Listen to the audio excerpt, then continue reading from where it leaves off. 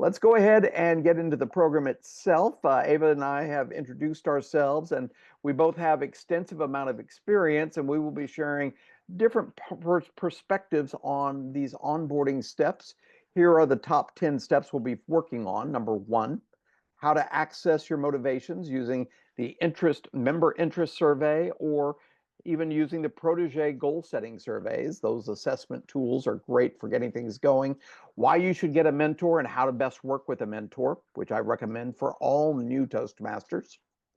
There's a document out there that if you have not seen, I want you to download this for your computer. It also has an even better version, an electronic version, on the Toastmasters website, the TI website, in your underneath pathways. So under pathways called the Navigator. It's both a PDF and an electronic version as well that has lots of resources there. Number four we'll be covering is how to learn about the various different roles that you will see in these meetings, including everything from the timer and grammarian to speakers to evaluators, a little bit of every type of role. But all of this information can be found in greater detail in a book or manual that's about 22 pages, I think, called The Toastmaster Wears Many Hats. One of my favorite ways to find information is just to Google. So if you were to Google Toastmaster Wears Many Hats, you'll be able to find it. It's also on the TI website. I believe it's also on our district website. There's many places you can find these resources. Number five, we'll focus on reviewing the Pathways resources, which to me is the most important thing to know about Toastmasters, because it's our education system. And the education system is found in a learning management system that is new for all of us, and I mean all of us. It changed in October, so as of late October, many of us have a new way of seeing our base camp, which is our learning management system that runs Pathways. And the first thing you're going to want to learn to do as a new Toastmaster is to choose your path. If you have yet to do so, and I know I've got some people from my brand new club, Bastrop Toastmasters, who won't even have access to TI, Toastmasters International's website, until tomorrow. But the first thing I'm going to encourage them to do is to learn to log in, create a password for yourself, and then choose a path. And we'll talk more about what these paths are. This will be your education path for this program. Number seven, we'll focus on opening and beginning work on the first project, which you could do even before you're a Toastmaster. You don't even have to be a Toastmaster to work on your icebreaker project. And there's a wonderful, I think it's, gosh, at least 12 or 14 pages of resources for the icebreaker speech, on how to face your fears, how to organize your speech, how to come up with a topic, all of that sort of thing. But the icebreaker, which is essentially supposed to be the easiest speech you should give us, that just tells us perhaps something you want us to know that you know well, including tell us about you. That might be a great topic. Another thing on number eight, we'll be talking about class culture, just briefly on that one. But there's a great document that's out there called Master Your Meetings. Hopefully all of your officers know about that document, but it's how to run a great meeting of any kind, especially a Toastmasters meeting. So master your meetings.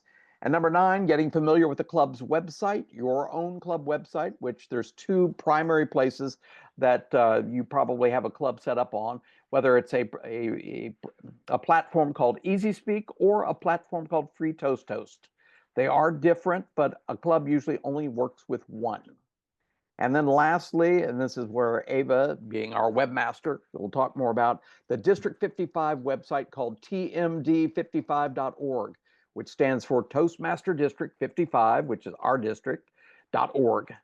It is a great resource, especially if you're an officer, but there's great resources for all of us on there. So let's get right into this. And if you have questions as you go, don't mind just interrupting me, saying, hey, Bart, hey, Ava, I have a question. So one thing that some of your clubs are working with is something called a Toastmaster Member Interest Survey. And the Member Interest Survey is a great way to begin to think about, what are my goals? Why did I join? What would I love to achieve, both in the short term as well as perhaps in the longer term here in Toastmasters? I love how it makes you think about some things, such as, well, I want to improve my critical thinking skills. One of my favorite things that we do with that is table topics. which has you have to answer a question that you weren't even aware of before or comment on a topic, and you want to think about it very quickly and come up with some sort of response that makes sense, that makes a point. So critical thinking skills, meeting management skills. This organization teaches you how to manage those meetings at work. Because how many of you have meetings at work sometimes where every time the idea of having a meeting, your eyes just roll to the back of your head, you're going, oh no, not another meeting. Our Toastmasters meetings are always interesting, fun. You learn something and you get things done, and it follows the agenda. It starts on time and it stops on time, and you learn how to manage those skills in our Toastmasters clubs. So whether about getting better at listening skills, everybody has a different role, but you will learn from every role you play in Toastmasters at every meeting. You will learn and work on skills. So you'll want to try lots of different roles. But the member interest survey is something you can look up. Just Google Toastmasters member interest survey, and you can pull that up. It's a great thing to share with your vice president of education, as well as a mentor, which I would definitely want all of you guys to get yourselves a mentor early on in the club. So how do you engage a mentor for support? Well, one thing is check with your vice president of education, who will probably assign you to someone who's got at least a couple months, if not years of experience as a Toastmaster, who can help you through the first 6 months of this program. That's usually the minimum amount of time I'd say to work with your mentor. But to make it really work for you, make sure you're eager to learn. So be willing to take on new challenges. Keep an open mind. Seek other perspectives. Well, how do we do things in our club? Because how they do things in each club may be very different. And so learning how we do it in our club, and you can even change it up and do things your own way as long as it gets the results. But this is something you'll be working on. But stay open to hearing feedback from others. Be receptive to that feedback, because this is how we learn.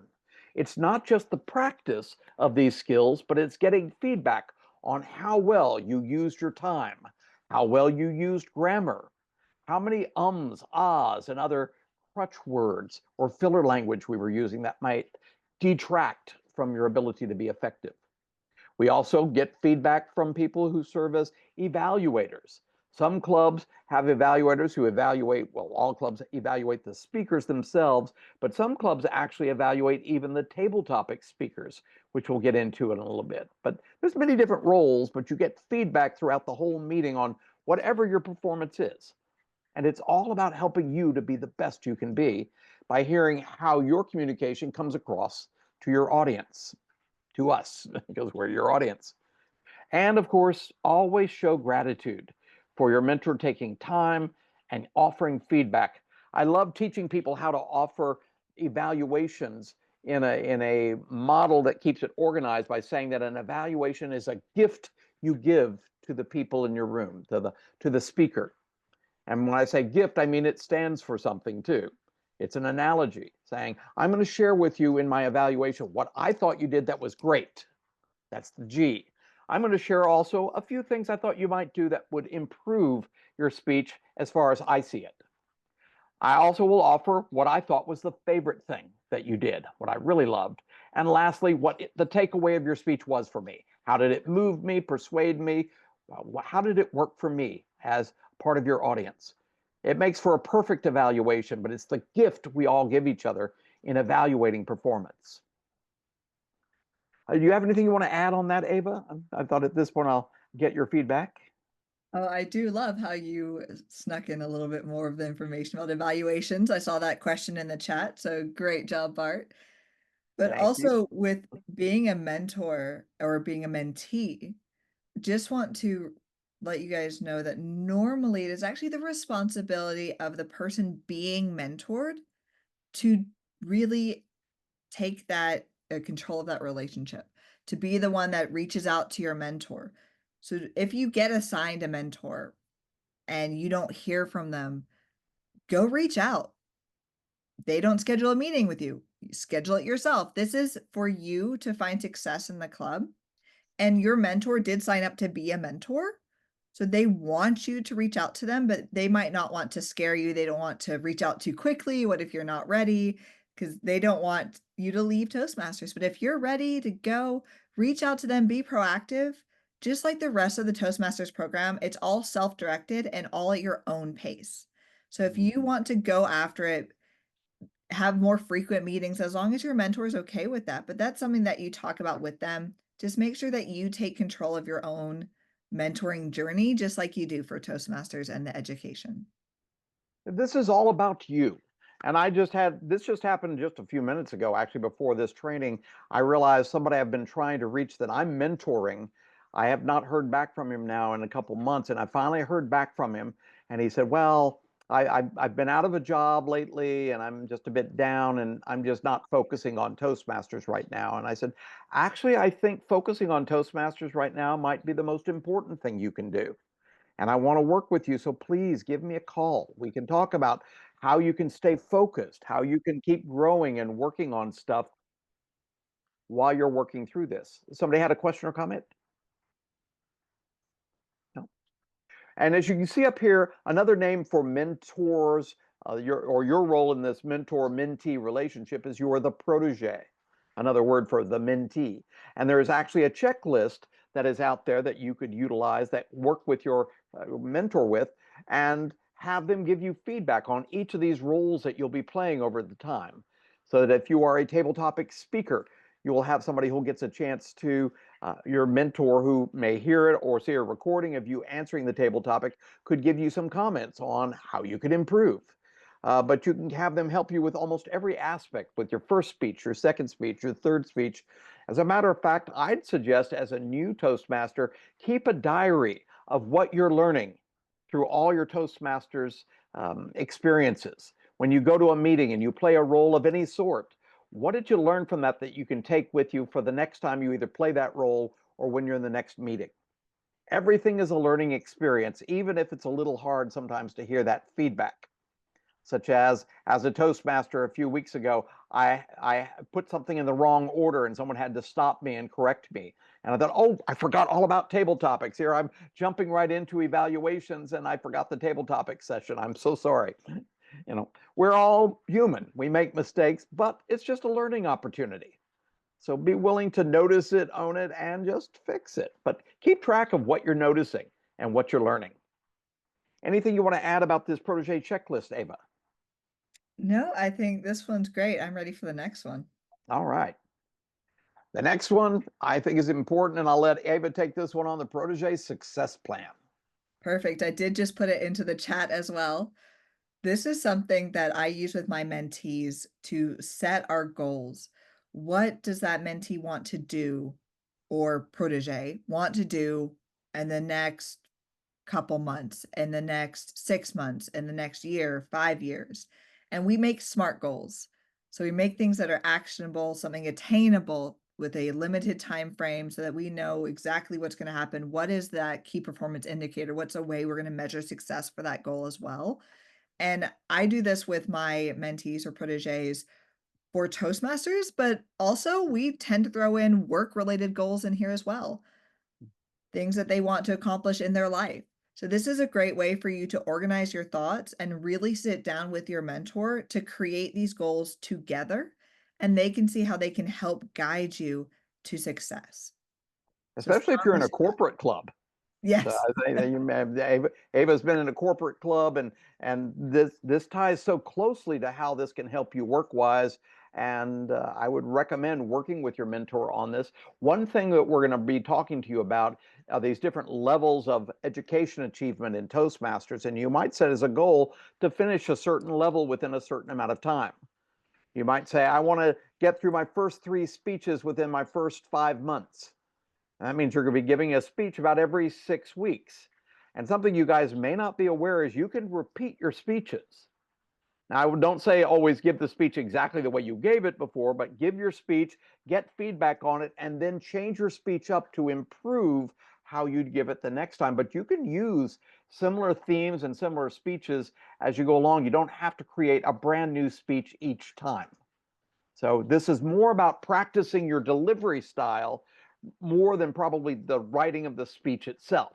Although writing of the speech is important, it's even more important how you practice delivering that speech and work on improving those delivery styles with your vocal variety, your body language, all the different tools that you'll be using as you're growing. So, but use that protege style. So next, I think here we go. One of my very favorite booklets, the one I want you guys to master, the one that if you have a mentor or you become a mentor, use this to guide your mentee or your proteges through everything they need to know. And the Navigator essentially summarizes almost everything you need to know about Toastmasters. Almost every question you guys may have is probably answered in this book. One of the things I think a lot of people may wonder sometimes is about the meeting structure. We'll cover some of that today, but it's actually covered in the book. Who plays what roles and what are these roles like exactly? And of course, each club may be a little bit different into how they interpret these roles or use them. Like some clubs divide up the roles of an counter and a grammarian and a word master. And so sometimes you'll separate out the roles to give, if you've got a big club, you can let lots of people play these roles. And if you have a small club, sometimes they blend all these roles together into something that one of my clubs calls the WAG, the W-A-G, word master, counter, and grammarian, which is a lot to do in one meeting, but you do the best you can and present on that. But each club is different with their meeting roles. How do you schedule a speech? Well, that may be different for each one of your clubs, but usually you would go to your club website to schedule a speech. And of course, you want to coordinate that with your vice president of education. There's some great tips on how to deal with nervousness. Also, the pathways experience, which we'll spend more time with on the second half of this session. Ava's going to be spending a lot of time teaching you guys about pathways. She's been there from the very start when I think that started up, what, about 8 years ago, Ava? Pathways? Yeah, we were launched in 2018, February Wow. 2018. Hard to believe it's that long ago, but that's our new education program. It used to be all manuals, but now they've made it all online, so you can have videos and interactive programs that you didn't used to be able to take advantage of. But one of the first things you're going to learn as you're a new Toastmaster is how to log into toastmasters.org and how to choose your path. And this helps to walk you through that. Ava will talk a little more about that. But did you want to say anything further about the Navigator, Ava? I put the link to the Navigator in the chat. It's both a PDF, but it's also available as an electronic document that has even more information in it than the PDF does. You know, links to videos and all sorts of wonderful tools in there. So, Sati, did you have a question? I thought I saw your hand up.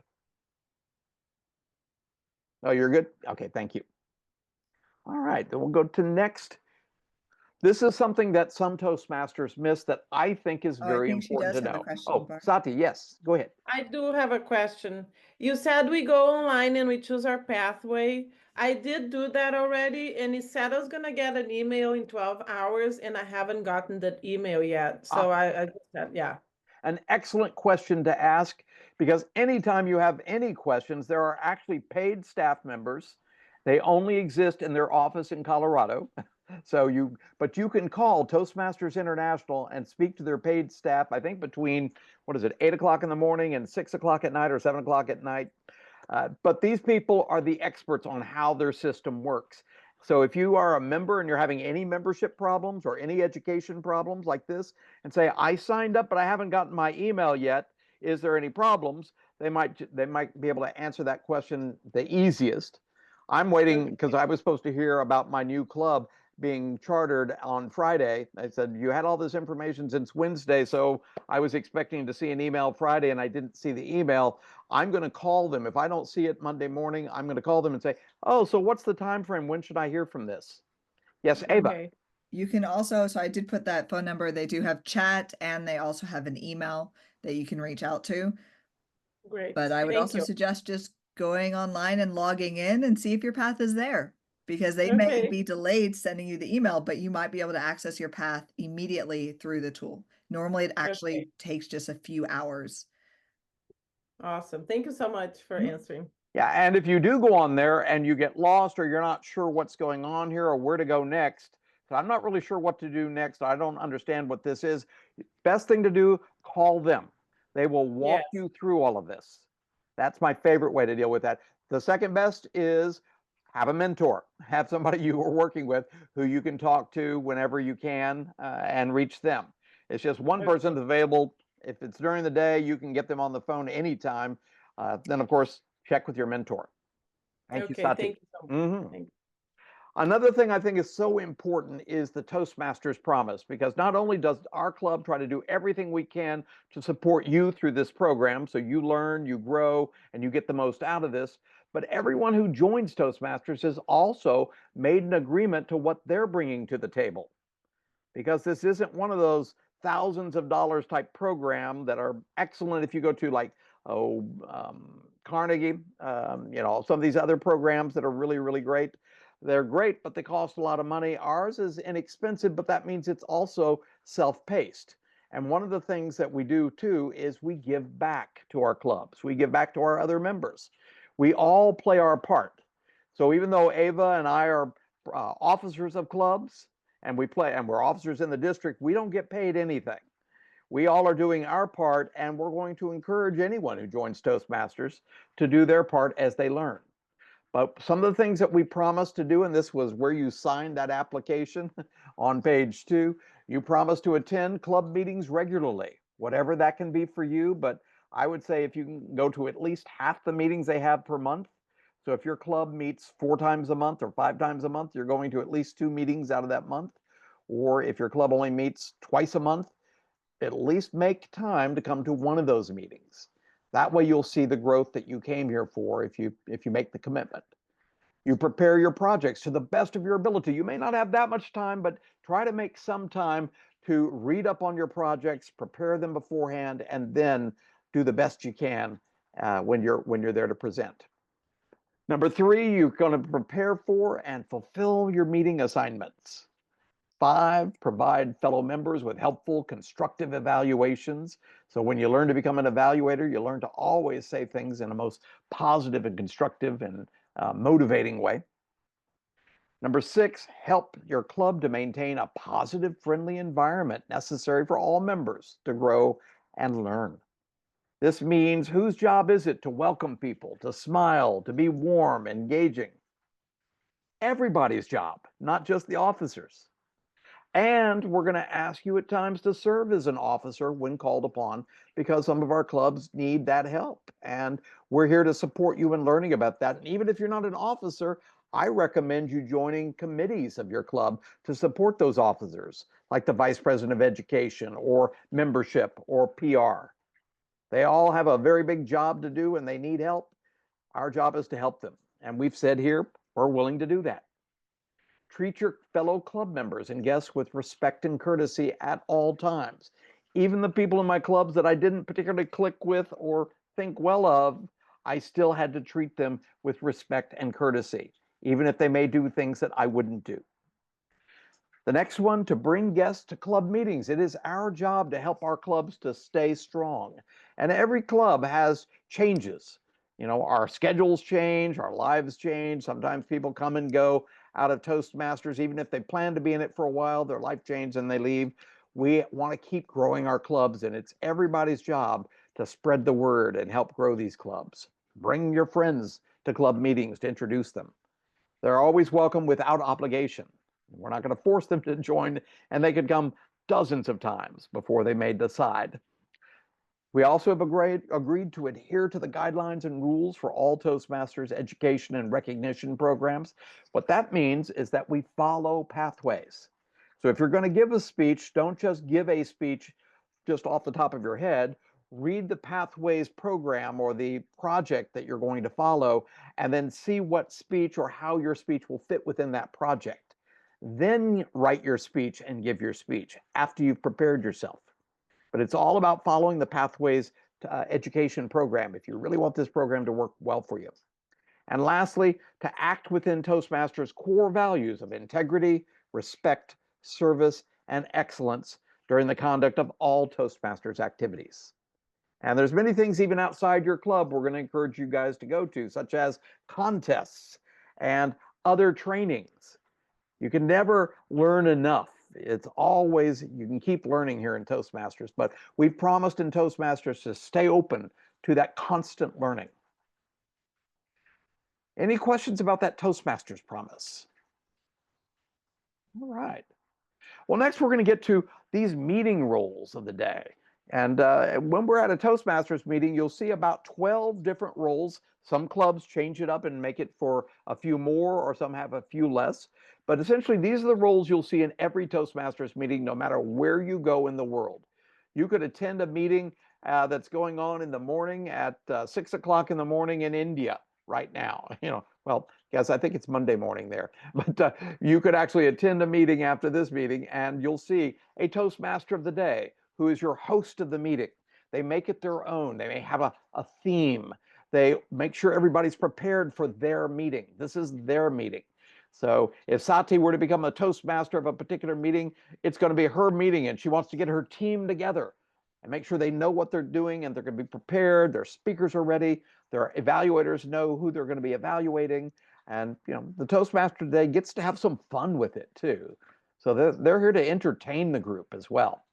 So that's the Toastmaster of the day's job. The ah counter is looking for those ums and ahs. The grammarian's looking for good or perhaps improper uses of grammar and other language. The timer is looking for how well you used the commitment you made, whether it was a 1 to 2 minute table topic or a 2 to 3 minute evaluation or a 5 to 7 minute speech. They keep track of it, and we'll show you how they do that. The evaluators, evaluating how well you do these jobs, table topics master, as well as the general evaluator who oversees the whole evaluation team of the timers, the grammarians, the evaluators, and introduces them all and then gives their general evaluation of the meeting. So we'll talk about all of that in just a moment, but there is a little video I wanted to play for you guys that I thought might be helpful. Okay, we'll start at the beginning. There we go. The purpose of the meeting roles is to help the members improve their speaking and leadership skills by providing feedback and evaluation. There are 7 different meeting roles: Toastmaster of the Day, ah counter, grammarian, timer, evaluator, table topics master, and general evaluator. Every meeting is started by the club president, who introduces the Toastmaster of the Day. The Toastmaster of the Day is the host of the meeting. Fulfilling this role is great practice for leading meetings. The Toastmaster begins by introducing people who will fill other meeting roles for the day. He or she acts like an MC and keeps the meeting flowing smoothly and on time. Many clubs use an ah counter to document the number of filler words members use while speaking. At the end of each meeting, the ah counter reports how many ahs, ums, and other similar words each speaker used. This helps members become more aware of unintended words or sounds they make when they speak. The grammarian helps members expand their vocabulary. One of the grammarian's duties is to provide a word of the day and its definition. If a member uses the word of the day or says something well, the grammarian calls attention to it. As the name implies, the timer records the exact length of each speech. He or she also uses timing lights to help speakers stay within their allocated time limits. The general evaluator takes notes throughout the meeting and reports back to everyone, giving specific feedback on how well the meeting flowed and also on how future meetings might be improved. The general evaluator also calls for reports by the ah counter, grammarian, and timer. In every club meeting, there are at least 2 members who present speeches. These speakers don't just stand up and start talking. They use the guidelines in their designated education manuals to prepare their presentations and reach the objectives for each speech. Every speaker who has prepared speeches in advance enjoys one of Toastmasters' greatest benefits: evaluation. Think of it as having a friend watch you practice a speech and then give you helpful feedback. The speaker usually meets with an evaluator before the meeting and asks the evaluator to pay attention to certain aspects of the talk. After all the speeches are done, the evaluators present their feedback in front of the club, covering areas such as: did the speakers use their hands to gesture well? Did they control their voices throughout the speeches? What did they do especially well, and what are some ideas for improvement? In addition to prepared speeches, a few minutes are set aside for table topics. This is often the most challenging, but also the most fun part of our meetings. During table topics, a series of questions or speaking topics are presented, and members are selected to respond on the spot. This is excellent training for those situations that come up in everyone's lives where we have to think fast and say just the right thing. It might be a job interview, a sales meeting, or a dinner conversation. Table topics are great for practicing and honing the skills of impromptu speaking. Now that all the reports have been made, the president calls the meeting to a close. I think at this point, I'd like to find out if does anybody have any particular questions about these roles. It'd be a good time to ask questions if you've seen them, have any particular questions, or you've played them and wasn't sure about some things. Amanda had a question, I believe. Let's see, how to get started on different speech for, okay, cool. We'll talk about that in a moment. I think there was a question about how to also be an effective grammarian. Did you want to address that? Well, I think that question, I don't think there's a bad grammarian. I don't think there's a bad way to do any of these roles, but I do think that you could do one unless you don't do it. There was Or one you're bad. really mean. The only bad thing was when she was so detailed and wanted to do it just so right that it went on for 10 minutes and no one said anything. And it's like, oh, we don't have time for a 10-minute report on the grammarian. But she was very detailed on every single person. Everybody had something that she commented on, which was great. But it was a bit much, yeah. Perhaps don't take 10 minutes to give a grammarian report, but I always tell my mentees when they're going to do this role for the first time, because it is one we actually suggest for brand new Toastmasters. The first role that they do, we suggest to be either the timer or the grammarian. And for us, the grammarian really helps them work on their listening skills. But the way that you can do it more effectively, you can use the scripts. You don't even have to worry about what you're saying. It's written there. This is a link I'll put in the chat as well. But just be honest, be fair. If someone has more than 5 ums, maybe don't tell them the exact number. Sometimes that could be a little challenging for someone to hear.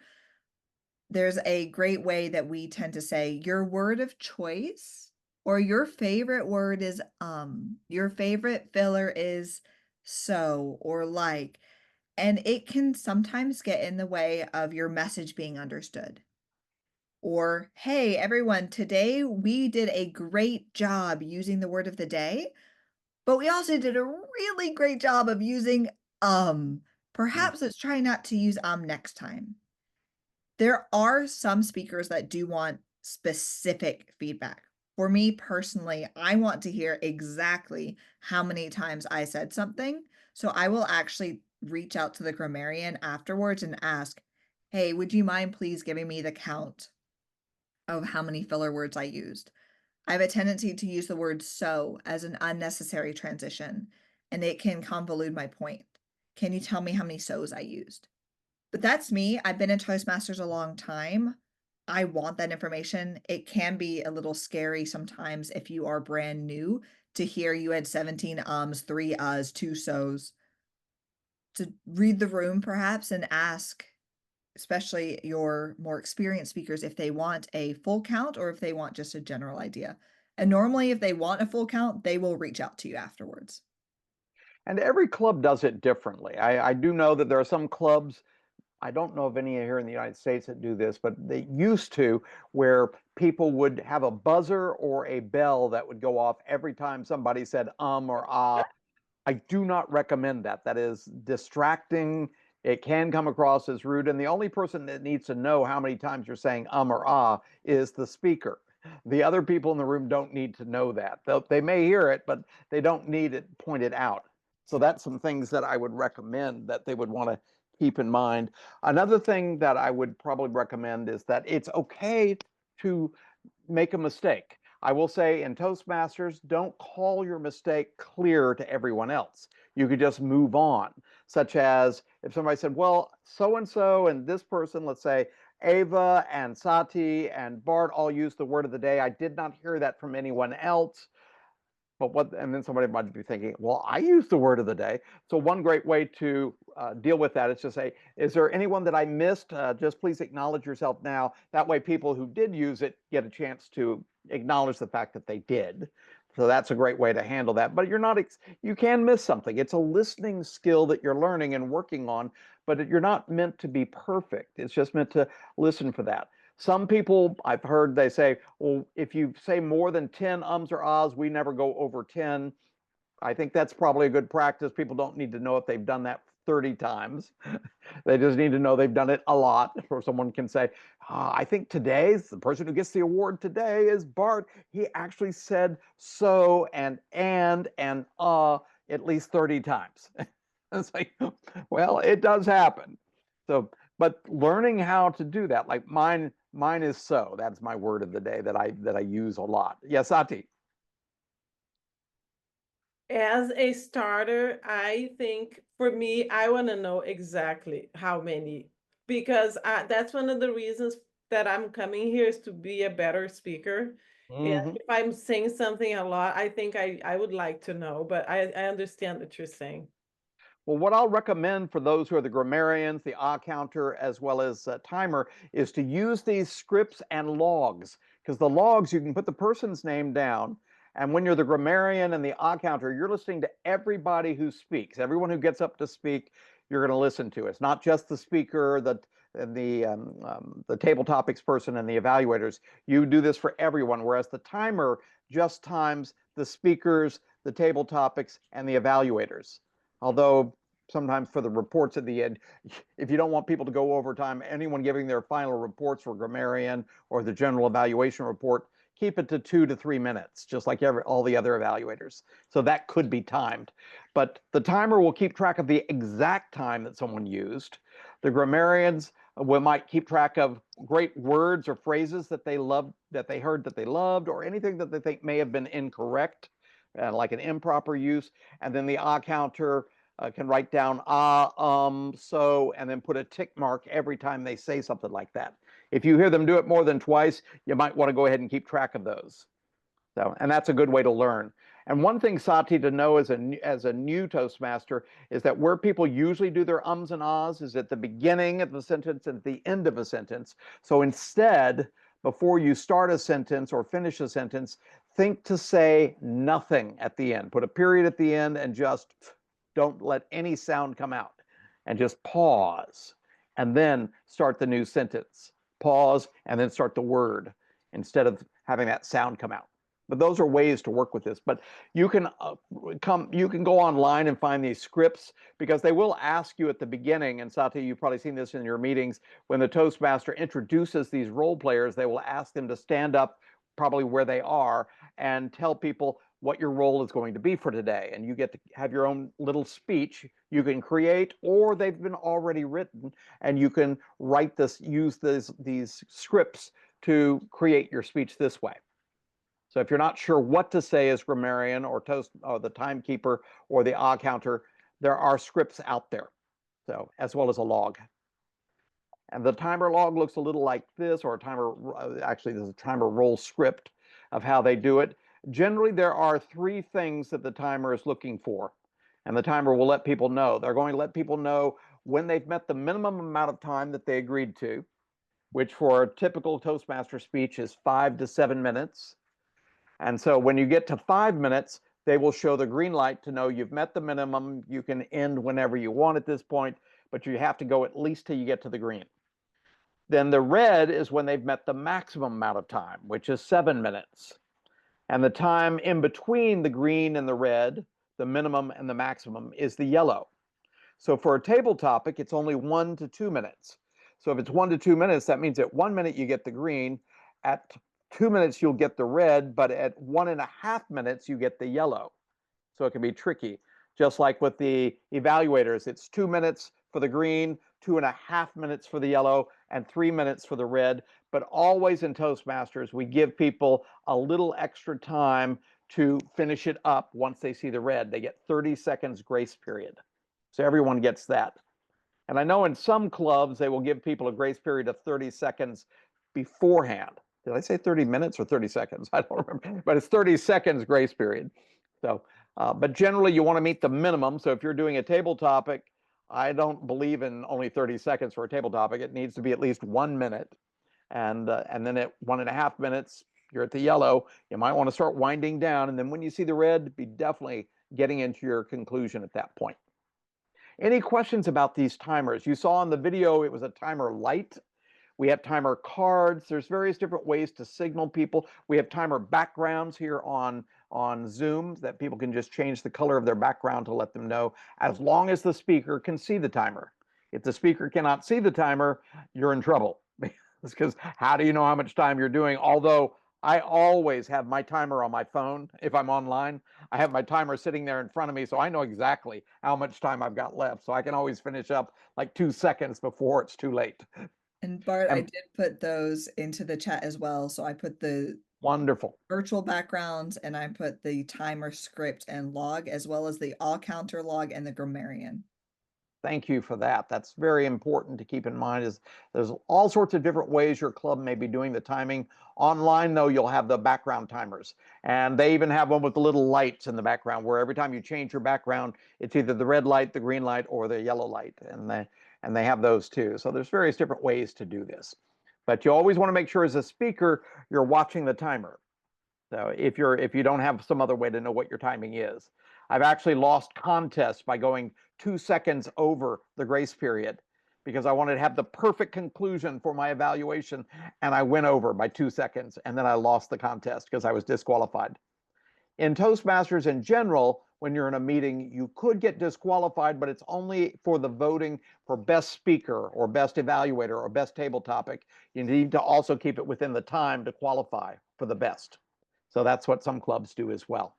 Any questions about the timers? So again, green is when you've reached the minimum time, the red is when you've reached the maximum time, and the yellow is that midpoint between the minimum and the maximum. That's one way you can describe it that makes sense to people about what are these 3 colors. So, but always have that 30-second grace period to give people a chance. I'll now turn this over to Ava, who will talk to us about Pathways, that education program.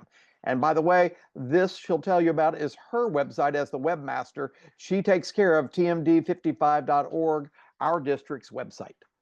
Ava. Perfect. Thank you so much, Bart. I'll put this in the chat as well, so you can actually go and follow along. One thing I want to just make very, very clear. We've talked about a few different things that could be getting a little confusing. In Toastmasters, we have an education program called Pathways. Pathways is the way that we focus on our skills. We learn public speaking, we learn other type of skills. It is our education program. You access Pathways through an online portal or learning management system called Basecamp. When you go into Pathways, you pick a path that you follow. So Pathways education program. Path, the one that you follow. Basecamp, the actual learning module, the program that you use in order to get through that program. So if you think about it, you're at a university. You decide that you want to be at, I'm a little biased, you're at Texas A&M. Woohoo! That is Pathways. Texas A&M, the university, is Pathways. You are a business major. Great. That is your path. You are a freshman. You are in level 1 of your path. You go into class in a physical building, pre-pandemic. You are in a classroom. That is Basecamp. So hopefully that makes sense, because I know we use those terms interchangeably. And if you ever do need help, you need to know what you need help in so that you can get that assistance. Because, for example, if you tell me, hey, I need help with the website, do you mean Toastmasters International's website? Do you mean our website? Or do you mean Basecamp? Because they are different things. So that's something that you can more easily understand and thus get help. These are really great resources. I know Bart already talked about the Navigator. We have both the PDF and that online interactive version. There's a path and project catalog that I think is very critical. So if you are choosing your path and you're not exactly sure which one you want to do, maybe you want 3 of them and you just want to pay for one right now and they all look really good. And what if you pick the wrong one and oh my God, your life is over? But it's okay because they're all amazing. So you can't pick the wrong one. So already stop, take a breath, you're fine. But that path and project catalog will list out every single possible project within that path that you are looking at. so that you know whether you want to do it or not. And when I say project, within every path, you have 5 levels. And actually, Bart, You want me to show those slides? yeah, let's jump to those slides. So Okay. before I go into all of the projects, I know I said that word. These are the paths. There are 6 paths that you can pick from in our new learning management system that all focus in different areas. Every single path in Toastmasters that you choose to follow will cover number 1, confidence, Oops. and number 2, public speaking. So you don't have to worry, they're all great at that. However, some paths have other sub-focus areas, such as managing people or managing projects. For example, you see dynamic leadership in the top left and motivational strategies in the top right. Those are both paths that focus on managing people. While persuasive influence and visionary communication, and I say this with 80% confidence, are for managing projects. Because I have not actually done persuasive influence, but I'm pretty sure I can look that up.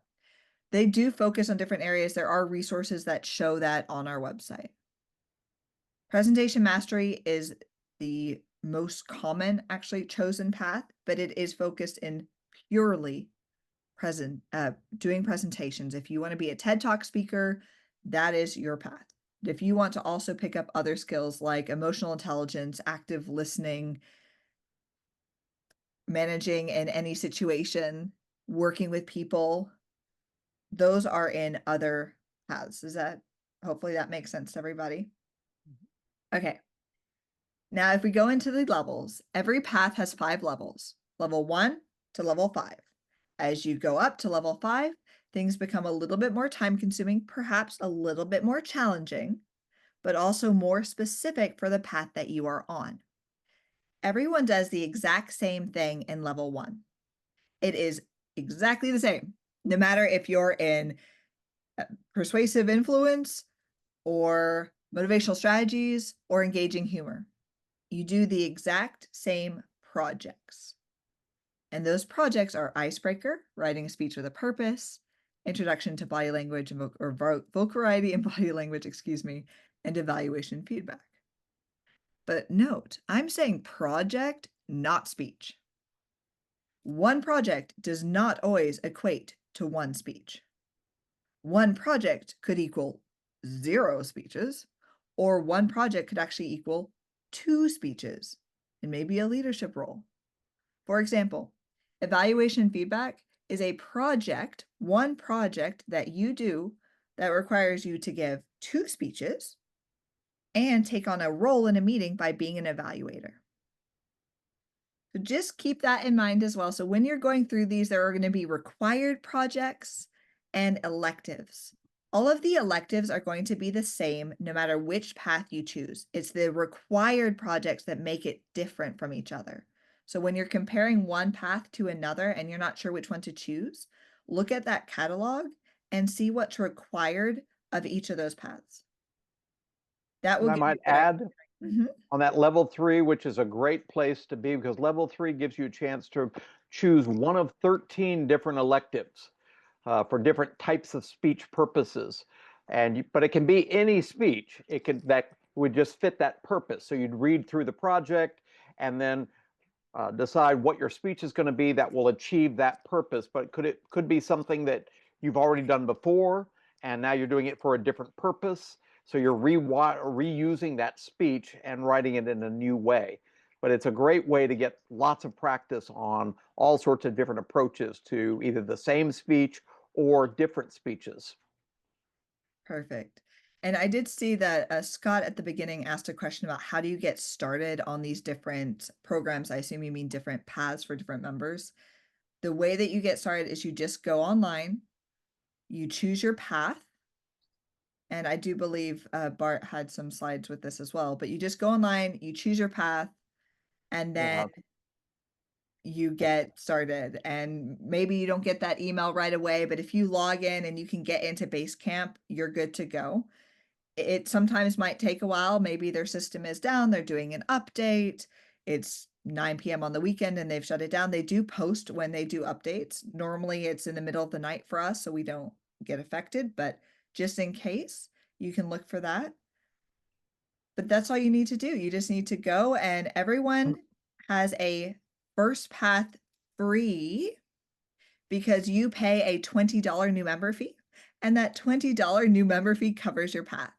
Any other path that you choose, and you can buy all 6 if you want. I do suggest maybe working on one path, maybe 2 at a time. For new members, I suggest strongly 1 at a time, but I know someone who's in 5 at once.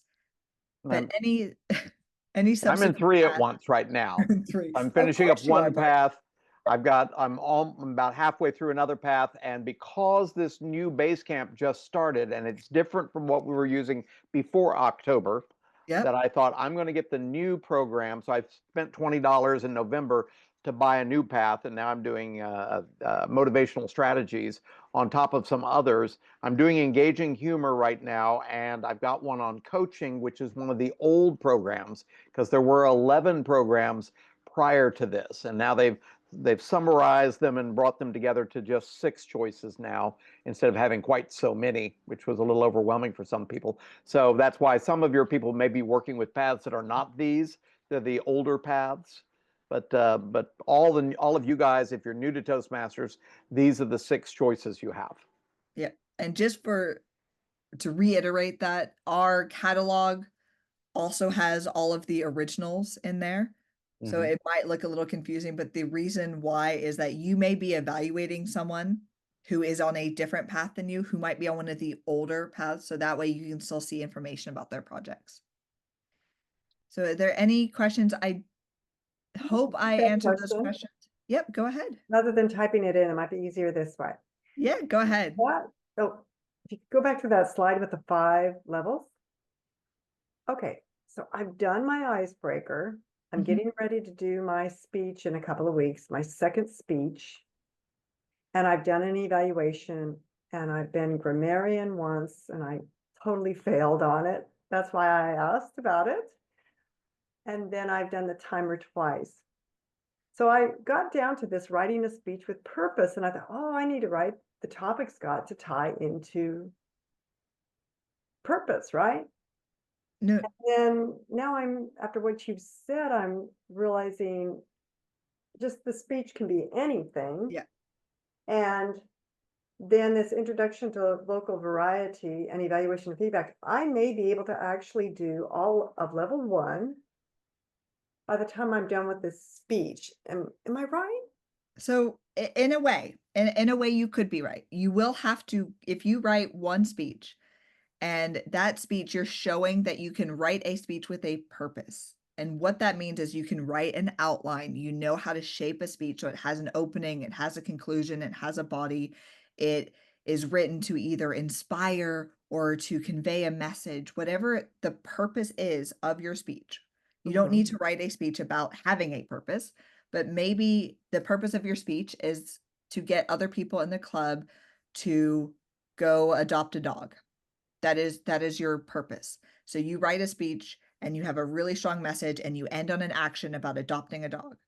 Well, that could be used for that speech. Then you could take feedback and you could give that same speech again, but you decide that you want to put body language into that speech. And you decide you're going to act out being a dog and how the joys of being a dog. And so you get up there and you're really using your body and you're showing people, oh my God, I'm a dog. Look how much fun I'm having. Great. You gave it again. You changed it a little bit to meet the purpose. And then evaluation and feedback. Say you got information from everyone, feedback that said, great, I loved you acting like a dog. It was so cute, but I couldn't hear you. I couldn't understand.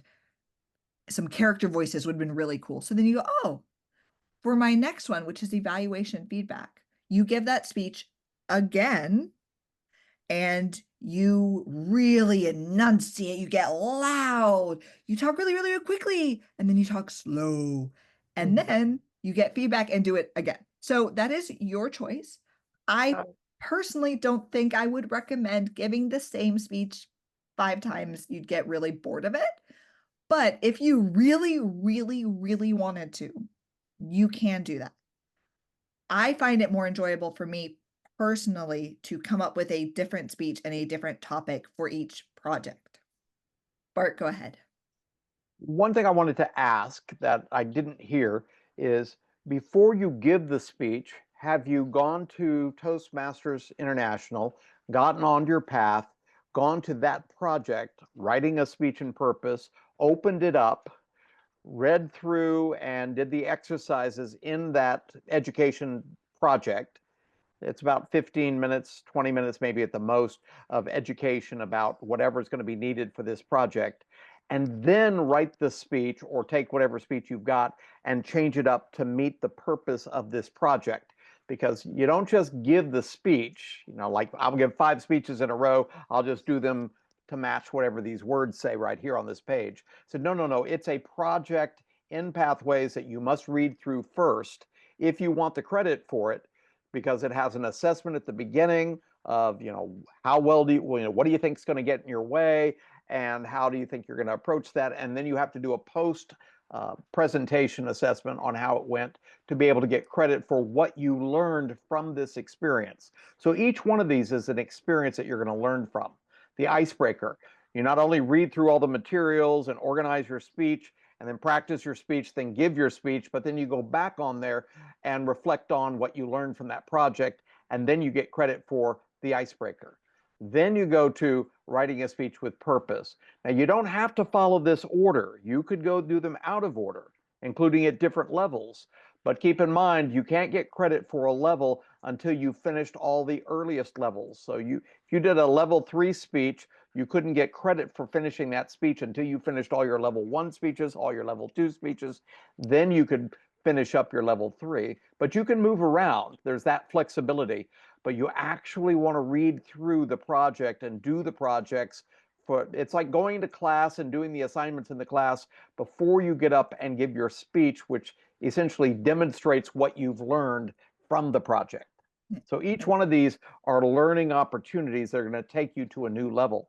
So you must do that first. And I will tell you that a lot of Toastmasters, they would give this is my experience over 16 years, they would give their speeches first, then decide after they've given their speech what they were going to assign it to. Oh, that will be a level 3 elective that I assigned that to. I tried that once for a speech on positivity.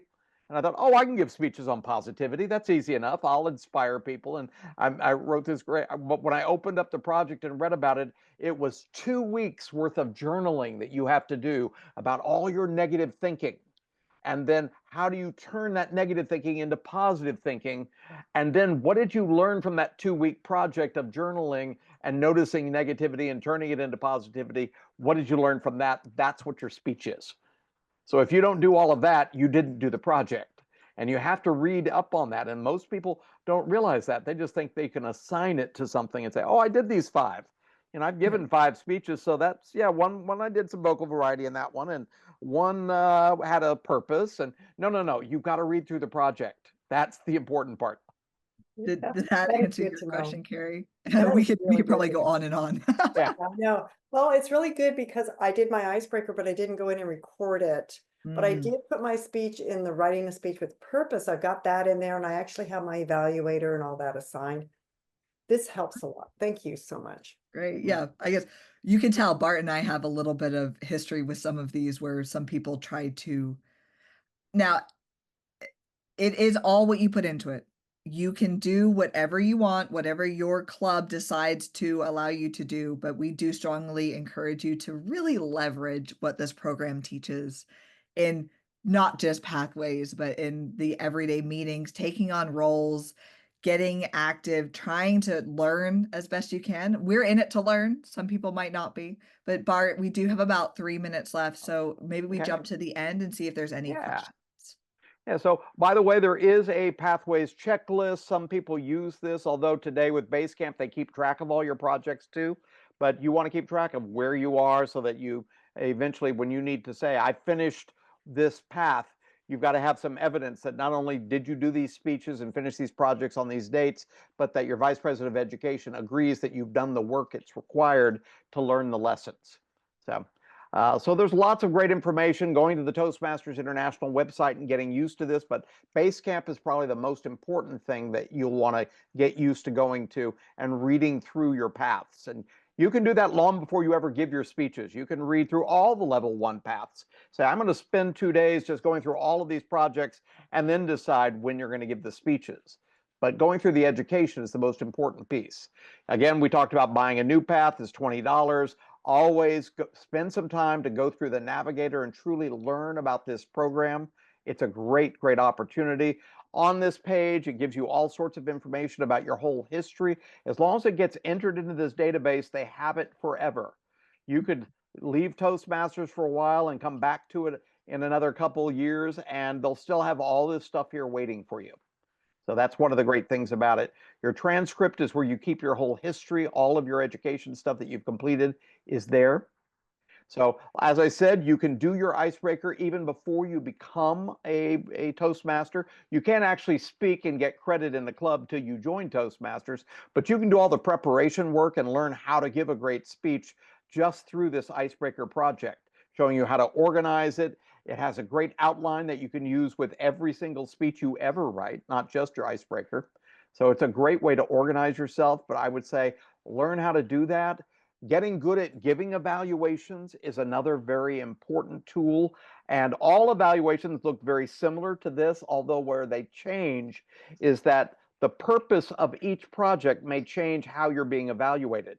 So the purpose statement is the purpose of the project, and then the notes for the evaluator is very helpful for your evaluator to plan how should they evaluate. Then they also want to talk to you so that they can also look for what are you specifically going for, because you maybe Sati's working on something unique, like I want to work on more vocal variety, and it's not a vocal variety speech, but I want you to listen for that as well. So that's just something your evaluator can do. They score you on a scale of 1 to 5, 5 being you're absolutely perfect or close to it. 1 is you're developing and it's going to need a lot of work.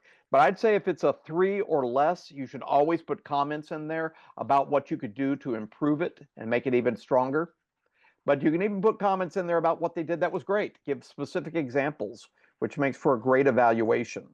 And So that can be done online now as well through the new learning management system. So you can go in and send that virtually, or you can do it in a PDF and email it to them. you can do it on your computer, your iPad, or your phone. You can actually do the evaluation there. And once it's done online, they can access it so that you don't actually have to send it to them. It's already done. And so it's a great way to do that. You just say, oh, I'm evaluating Ava, and so that she'll get a copy of that. So And final note, spend the time it takes to learn about not only the Toastmaster district website, which is mostly for leaders, but there's some great stuff for everybody. So that's the district website that Ava runs, but then there's also the international website. But each club you could go to has a totally different culture. You can learn a lot by visiting other clubs, especially the ones online that make it very easy to do.